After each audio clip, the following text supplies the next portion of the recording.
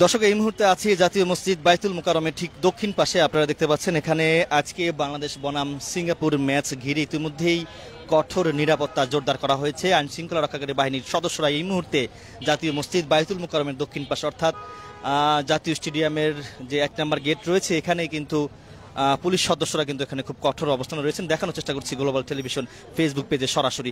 আপনারা জানেন যে আজকে ঠিক 2টার পর থেকেই মূলত দর্শক যারা রয়েছে তারা কিন্তু ভিতরে প্রবেশ করতে পারবেন এবং সবকিছু মিলিয়ে যদি আমি আপনাদেরকে জানাই সেটি হচ্ছে গিয়ে গতকালকে ফুটবল ফেডারেশনের পক্ষ থেকে কিন্তু বলা হয়েছে যে সকলকে খালি হাতে আসার জন্য কিন্তু এখানে আসার জন্য অনুরোধ জানিয়েছেন। এই মুহূর্তে আমরা দেখতে পাচ্ছি 4 থেকে 5 জন কিন্তু তারা এখানে এসে সেলফি তুলছেন। একটু কথা বলার চেষ্টা করব,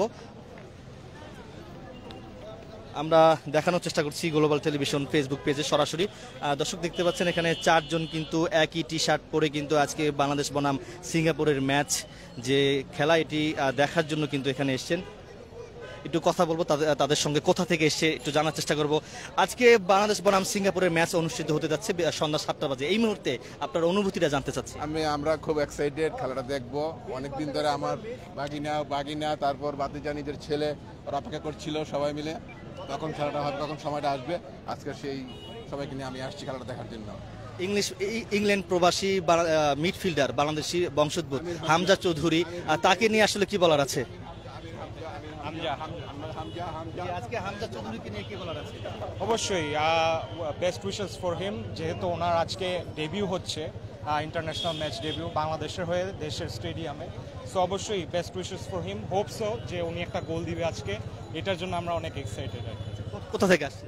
আমরা আসছি বসুন্ধরা থেকে, বসুন্ধরা আবাসিক। জি আচ্ছা, ফুটবল ফেডারেশন কর্তৃপক্ষ থেকে বলা হয়েছে সকলকে খালি হাতে আসার জন্য, অর্থাৎ এখানে মোবাইলও বলা হয়েছে, সেক্ষেত্রে আপনাদের কোনো মন্তব্য থাকবে কিনা এই বিষয়ে? জি, আমার মোবাইলটা আমার মতে যদি বাটন ফোনও অ্যালাউ করে এইটা অ্যাটলিস্ট দেওয়া উচিত, যেহেতু সিকিউরিটির একটা ব্যাপার আছে, ছোট মানুষও আসছে আমার ভাইয়া।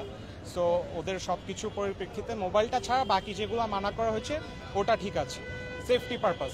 বাট মোবাইলটার জন্য আমার মনে হয় মোবাইলটা অ্যালাউ করা উচিত। আমরা আরেকজনের সঙ্গে কথা বলবো। আজকে নিরাপত্তা কি কেমন দেখছেন এখানে? না, আমার দেখা মতো অবশ্যই অনেক ভালো নিরাপত্তা, কারণ আমরা আসছি আধা ঘন্টা আগে, আস্তে আস্তে পুলিশও ভরে গেছেন। তো ওনারাও আমাদেরকে এনশিওর করেছে যে ফুল সেফটি দিবে, কোনো অসুবিধা হবে না, আমরা ভালো মতো ম্যাচ দেখতে পারবো। তো আমরা সেটাই আশা করছি। আমরা একটু আরেকজনের সঙ্গে কথা বলার চেষ্টা করব। আজকে বাংলাদেশ বনাম সিঙ্গাপুরের ম্যাচ অনুষ্ঠিত হতে যাচ্ছে, এই মুহূর্তে আপনার অনুভূতিটা জানতে চাচ্ছি। প্রায় 1659 দিন পর আন্তর্জাতিক কোনো ম্যাচ বাংলাদেশে অনুষ্ঠিত হতে যাচ্ছে, অনুভূতিটা জানতে চাচ্ছি। হ্যাঁ, ভালোই লাগছে। হামজা চৌধুরীকে নিয়ে কি বলার আছে? না, তেমন কিছু বলার নেই।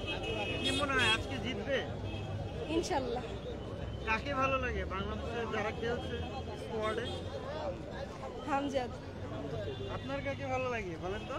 কাকে ভালো লাগে? হামজা চৌধুরী না জামাল ভুঁইয়া না ফাহমিদুল? কাকে? হামজা চৌধুরী।